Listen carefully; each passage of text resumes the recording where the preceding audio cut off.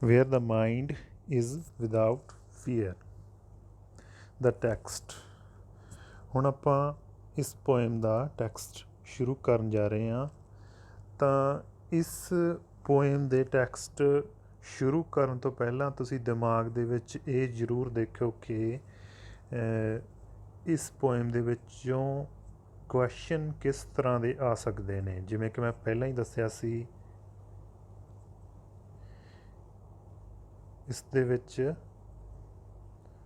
ਦੋ ਤਰ੍ਹਾਂ ਦੇ ਕੁਐਸਚਨ ਆਉਂਦੇ ਨੇ, ਜਿਵੇਂ short type question, word meanings, multiple choice question,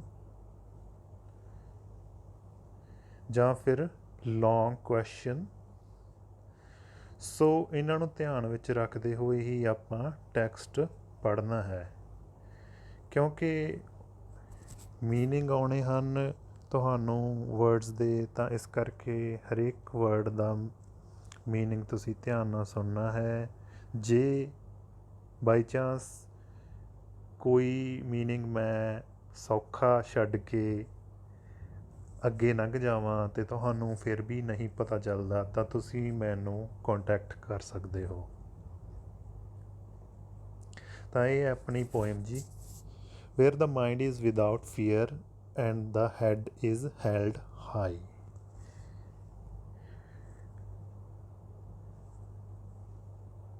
wear the meaning ਆਮ ਤੌਰ 'ਤੇ ਜਿਹੜਾ ਤੁਸੀਂ ਵੇਖਿਆ ਹੋਣਾ ਹੈ ਉਹ ਕਿੱਥੇ ਹੁੰਦਾ ਹੈ, ਪਰ ਜੇ ਤੁਸੀਂ ਧਿਆਨ ਨਾਲ ਵੇਖੋ ਇਸ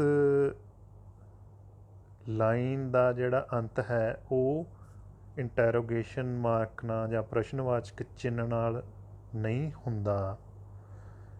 ਇਸ ਕਰਕੇ ਵੇਅਰ ਦਾ ਮਤਲਬ ਜਿੱਥੇ ਰਹਿ ਜਾਂਦਾ ਹੈ, ਯਾਨੀ ਕਿ ਇੱਥੇ ਵੇਅਰ ਦਾ ਮਤਲਬ ਹੈ ਜਿੱਥੇ। ਮਾਈਂਡ ਮਨ, ਫੀਅਰ ਡਰ, ਹੈਡ ਤੁਹਾਨੂੰ ਪਤਾ ਹੋਣਾ ਹੈਲਡ ਚੁੱਕਣਾ ਜਾਂ ਫੜਨਾ, ਹਾਈ ਉੱਚਾ। ਕਵੀ ਕਹਿੰਦਾ ਹੈ ਜਿੱਥੇ ਮਨ ਬਿਨਾਂ ਕਿਸੇ ਡਰ ਤੋਂ ਹੈ ਅਤੇ ਸਿਰ ਉੱਚਾ ਚੁੱਕਿਆ ਹੋਇਆ ਹੈ, ਜਾਣੀ ਕਿ ਸਿਰ ਝੁਕਾ ਕੇ ਨਹੀਂ ਰੱਖਿਆ ਹੋਇਆ ਅਤੇ ਮਨ ਦੇ ਵਿੱਚ ਕੋਈ ਡਰ ਨਹੀਂ ਹੈ। ਅਗਲੀ line, where knowledge is free, ਜਿੱਥੇ ਗਿਆਨ ਹੈ ਜਿਹੜਾ ਉਹ ਮੁਫਤ ਹੈ। ਤਾਂ ਤੁਸੀਂ ਨਾਲੋਂ ਨਾਲ ਇਹ ਵੀ ਦਿਮਾਗ 'ਚ ਲੈ ਕੇ ਚੱਲੀ ਜਾਇਓ ਕਿ ਇਹ ਪੋਇਮ ਆਪਾਂ ਜਿਵੇਂ ਕਿ ਦੱਸਿਆ ਕਿ 1913 ਦੇ ਵਿੱਚ ਇਸ ਕਵਿਤਾ ਦੀ ਕਿਤਾਬ ਗੀਤਾਂਜਲੀ ਨੂੰ ਨੋਬੈਲ ਪ੍ਰਾਈਜ਼ ਮਿਲ ਗਿਆ ਸੀ। ਤਾਂ ਤੁਸੀਂ ਇਹ ਦਿਮਾਗ 'ਚ ਰੱਖਣਾ ਹੈ ਕਿ ਇਹ ਪੋਇਮ ਲਗਭਗ 1913 ਜਾਂ 12 ਦੇ ਵਿੱਚ ਲਿਖੀ ਗਈ ਹੋਣੀ ਹੈ। ਅਤੇ ਇਹ ਸੋਚਣਾ ਹੈ ਆਪਾਂ ਕਿ ਇਹ ਪੋਇਮ ਕਿਸ ਗੱਲ ਬਾਰੇ ਲਿਖੀ ਗਈ ਹੈ। ਜੇ ਤੁਸੀਂ ਥੋੜ੍ਹਾ ਜਿਹਾ ਧਿਆਨ ਨਾਲ ਵੇਖਿਆ ਹੈ ਤਾਂ ਦੋਨੇ ਲਾਈਨਾਂ ਆਪਣੀਆਂ, ਜੇ ਤੁਸੀਂ ਦੇਖੋਗੇ ਤਾਂ ਤੀਜੀ ਵੀ, ਦੋਨੇ ਲਾਈਨਾਂ ਆਪਣੀਆਂ ਵੇਅਰ ਤੋਂ ਸ਼ੁਰੂ ਹੁੰਦੀਆਂ, ਅਤੇ ਵੇਅਰ ਉਹ ਜਿਸ ਦਾ ਮਤਲਬ ਹੈ ਜਿੱਥੇ, ਜਾਣੀ ਕਿ ਇਹ ਕਿਸੇ ਪਲੇਸ ਦੀ ਗੱਲ ਹੋ ਰਹੀ ਹੈ, ਜਗ੍ਹਾ ਦੀ ਗੱਲ ਹੋ ਰਹੀ ਹੈ। ਤਾਂ ਤੁਸੀਂ ਇਹ ਦਿਮਾਗ ਵਿੱਚ ਰੱਖਣਾ ਹੈ ਕਿ ਰਵਿੰਦਰਨਾਥ ਟੈਗੋਰ ਇੱਕ ਆਜ਼ਾਦੀ ਘੁਲਾਟੀਏ ਵੀ ਸੀਗੇ, ਅਤੇ ਉਹ ਇਹ ਪੋਇਮ ਕਿਸ ਅਰਥ ਦੇ ਨਾਲ ਲਿਖ ਰਹੇ ਹੋਣਗੇ। ਹੋ ਸਕਦਾ ਹੈ ਉਹ ਇਹ ਪੋਇਮ ਅੰਗਰੇਜ਼ਾਂ ਦੇ ਰਾਜ ਦੇ ਵਿਰੁੱਧ ਲਿਖ ਰਹੇ ਹੋਣ। ਇਸ ਤੋਂ ਬਿਨਾਂ ਤੁਸੀਂ ਇਹ ਵੀ ਧਿਆਨ ਵਿੱਚ ਰੱਖਣਾ ਹੈ ਕਿ ਇਹ ਜਿਹੜੀਆਂ ਗੱਲਾਂ ਨੇ ਜਾਂ ਕੁਐਸਚਨ ਨੇ ਜਾਂ ਵਿਚਾਰ ਨੇ ਉਹ ਅੱਜ ਰੈਲੇਵੈਂਟ ਹੈਗੇ ਆ ਕਿ ਨਹੀਂ, ਸਾਰਥਕ ਹੈਗੇ ਹੈ ਕਿ ਨਹੀਂ। ਦੁਬਾਰਾ ਆਪਾਂ ਪੋਇਮ 'ਤੇ ਆਉਂਦੇ ਹਾਂ। ਵੇਅਰ ਨੌਲੇਜ ਇਜ਼ ਫਰੀ, ਜਿੱਥੇ ਗਿਆਨ ਮੁਫਤ ਹੈ। ਅਗਲੀ line, where the world has not been broken up into fragments by narrow domestic walls. broken ਤੁਹਾਨੂੰ ਪਤਾ ਹੋਣਾ, ਟੁੱਟਿਆ ਹੋਣਾ। fragment ਹੁੰਦਾ ਹੈ ਹਿੱਸੇ ਜਾਂ ਟੁਕੜੇ। ਨੈਰੋ ਤੰਗ ਜਾਂ ਸੌੜਾ। ਡੋਮੈਸਟਿਕ ਘਰੇਲੂ। ਵਾਲਸ ਤੁਹਾਨੂੰ ਪਤਾ ਹੋਣਾ ਕੰਧਾਂ। ਜਿੱਥੇ ਜਿਹੜੀ ਦੁਨੀਆ ਹੈ ਉਹ ਸੌੜੀਆਂ ਘਰੇਲੂ ਕੰਧਾਂ ਦੇ ਵਿੱਚ ਨਹੀਂ ਟੁੱਟੀ ਹੋਈ, ਜਾਂ ਸੌੜੀਆਂ ਘਰੇਲੂ ਕੰਧਾਂ ਦੇ ਹਿੱਸਿਆਂ ਦੇ ਵਿੱਚ ਨਹੀਂ ਟੁੱਟੀ ਹੋਈ। ਤਾਂ ਜੇ ਤੁਸੀਂ ਹਾਲੇ ਤੱਕ ਇਹ ਪੋਇਮ ਸਮਝੇ ਹੋ ਤਾਂ ਇੱਕ ਤਰੀਕੇ ਦੇ ਨਾਲ ਟੈਗੋਰ ਉਸ ਸਮੇਂ ਦੀ, ਯਾਨੀ ਕਿ 1913 ਦੇ ਨੇੜੇ ਤੇੜੇ, ਜਦੋਂ ਕਿ ਭਾਰਤ 'ਤੇ ਬ੍ਰਿਟਿਸ਼ ਰਾਜ ਸੀਗਾ, ਤਾਂ ਉਹਨਾਂ ਦੇ ਵਿਰੁੱਧ ਗੱਲ ਕਰ ਰਿਹਾ ਇਨਡਾਇਰੈਕਟਲੀ ਕਿ ਅੰਗਰੇਜ਼ਾਂ ਦੇ ਰਾਜ ਵਿੱਚ ਦਿਮਾਗ ਜਾਂ ਮਨ ਡਰ ਤੋਂ ਬਿਨਾਂ ਨਹੀਂ ਹੈ। ਤੁਸੀਂ ਇਹ ਕਹੋਗੇ ਕਿ ਇਹਦੇ ਵਿੱਚ ਨੋਟ ਤਾਂ ਆਇਆ ਹੀ ਨਹੀਂ, ਇਹ ਨਹੀਂ ਕਿਉਂ ਕਹੀ, ਮੈਂ ਨਹੀਂ ਕਿਉਂ ਕਹੀ ਜਾਂਦਾ?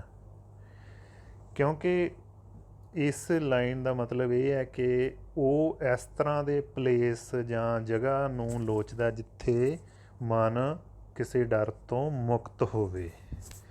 ਸੋ ਜਾਣੀ ਕਿ ਜਿਸ ਤਰ੍ਹਾਂ ਦੇ ਵਰਲਡ ਦੇ ਵਿੱਚ ਉਹ ਰਹਿ ਰਿਹਾ, ਉੱਥੇ ਹਾਲੇ ਤੱਕ ਮਨ ਡਰ ਤੋਂ ਮੁਕਤ ਨਹੀਂ ਹੈ। ਜਾਣੀ ਕਿ ਅੰਗਰੇਜ਼ਾਂ ਦਾ ਰਾਜ ਡਰ ਤੋਂ ਮੁਕਤ ਨਹੀਂ ਹੈ। ਵੈਸੇ ਵੀ ਇਹ ਤੁਹਾਨੂੰ ਗੱਲ ਪਤਾ ਹੀ ਹੋਣੀ ਹੈ ਕਿ ਬ੍ਰਿਟਿਸ਼ ਕਿੰਨੇ ਇੱਕ ਨਿਰਦਈ ਸਨ। ਅਤੇ ਦੂਸਰੀ ਗੱਲ, ਦਾ ਹੈਡ ਇਜ਼ ਹੈਲਡ ਹਾਈ, ਜਿੱਥੇ ਸਿਰ ਚੁੱਕਿਆ ਹੋਇਆ ਹੋਵੇ, ਜਿੱਥੇ ਸਿਰ ਝੁਕੇ ਨਾ।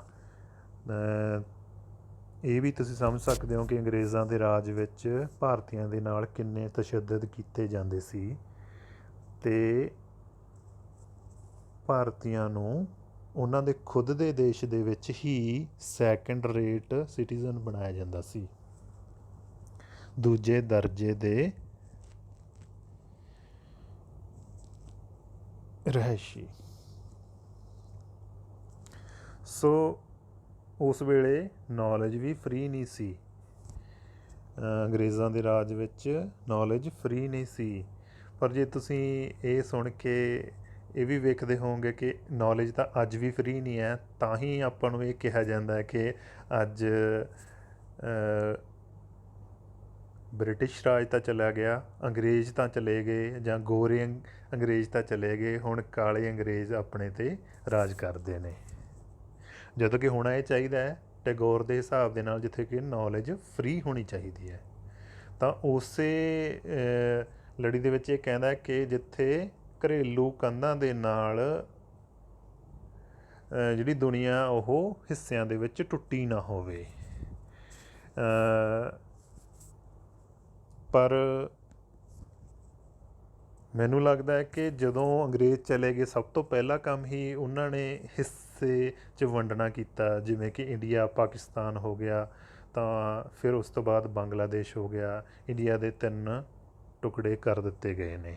ਅਤੇ ਉਸ ਤੋਂ ਬਿਨਾਂ ਵੀ ਜੇ ਆਪਾਂ ਵੇਖ ਲਈਏ, ਜਿਹੜੇ ਘਰੇਲੂ ਟੁਕੜੇ ਨੇ, ਜਿਵੇਂ ਪੰਜਾਬ ਸੀਗਾ, ਪੰਜਾਬ ਦੇ ਟੁਕੜੇ ਕਰ ਦਿੱਤੇ ਗਏ, ਪੰਜਾਬ ਵਿੱਚੋਂ ਹਰਿਆਣਾ ਅਲੱਗ ਹੋ ਗਿਆ ਜਾਂ ਤੋੜ ਦਿੱਤਾ ਗਿਆ, ਅਤੇ ਹਿਮਾਚਲ ਅਲੱਗ ਕਰ ਦਿੱਤਾ ਗਿਆ। ਇਸ ਤਰੀਕੇ ਨਾਲ ਤੁਸੀਂ ਬਹੁਤ ਸਾਰੀਆਂ ਮਤਲਬ ਉਦਾਹਰਨਾਂ ਦੇਖ ਸਕਦੇ ਹੋ ਕਿ ਹਾਲੇ ਵੀ ਜਿਹੜੀਆਂ ਘਰੇਲੂ ਕੰਧਾਂ ਨੇ, ਉਹ ਉਹਨਾਂ ਦੇ ਜ਼ਰੀਏ ਆਪਾਂ ਨੂੰ ਕਾਲੇ ਅੰਗਰੇਜ਼ ਤੋੜ ਕੇ ਰੱਖਦੇ ਨੇ। ਆਪਣੇ ਮਨਾਂ ਦੇ ਵਿੱਚ ਨਫ਼ਰਤ ਭਰੀ ਜਾਂਦੀ ਹੈ। ਇੱਕ ਸਟੇਟ ਦਾ ਬੰਦਾ ਦੂਸਰੀ ਸਟੇਟ ਦੇ ਨਾਲ ਥੋੜ੍ਹੀ ਮੋਟੀ ਨਫ਼ਰਤ ਜ਼ਰੂਰ ਕਰਦਾ ਹੈ।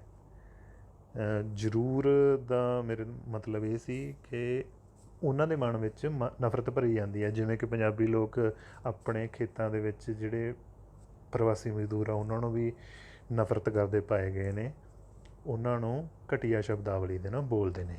ਤਾਂ ਇਸ ਤਰੀਕੇ ਨਾਲ ਨਹੀਂ ਕਰਨਾ ਚਾਹੀਦਾ। ਟੈਗੋਰ ਦੇ ਹਿਸਾਬ ਦੇ ਨਾਲ ਸਾਰਿਆਂ ਨੂੰ ਇੱਕ ਹੋ ਕੇ ਰਹਿਣਾ ਚਾਹੀਦਾ ਹੈ।